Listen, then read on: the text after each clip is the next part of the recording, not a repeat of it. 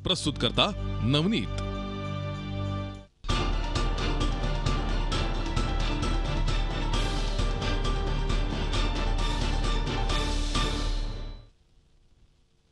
सुतार कुटुंबीय मूळचं सोलापूरचं, पण सततच्या दुष्काळामुळे पोटाची खळगी भरण्यासाठी ते मंचरला स्थायिक झालं। घरची परिस्थिती तशी बेताचीच। समीराचे वडील दुसऱ्याच्या गाडीवर ड्रायव्हर म्हणून काम करतात।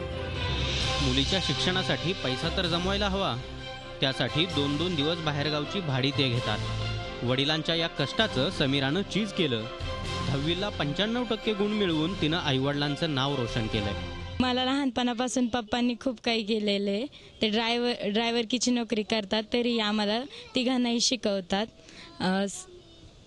माझ्या परिस्थितीची जाण ठेवून खूप अभ्यास केला आणि 10वीमध्ये शाळेत पहिली आले आणि राज्यातही गणित विषयात पहिली आले। असाच प्रयत्न पुढे मी करणार आहे आणि शेवटी डॉक्टर होणार आहे आणि पप्पांचं स्वप्न साकार करणार आहे। समीराला उच्च शिक्षण देऊन डॉक्टर बनवण्याची तिच्या आईवडिलांची इच्छा आहे।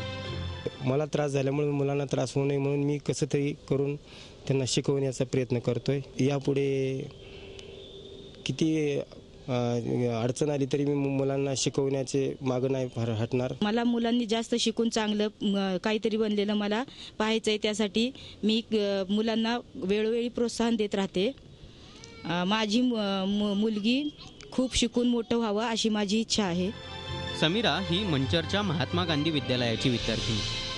गणितात 100 पैकी 100 गुण मिळवून तिनं शाळेचं नाव मोठं केल्याचं तिचे शिक्षक अभिमानानं सांगतात।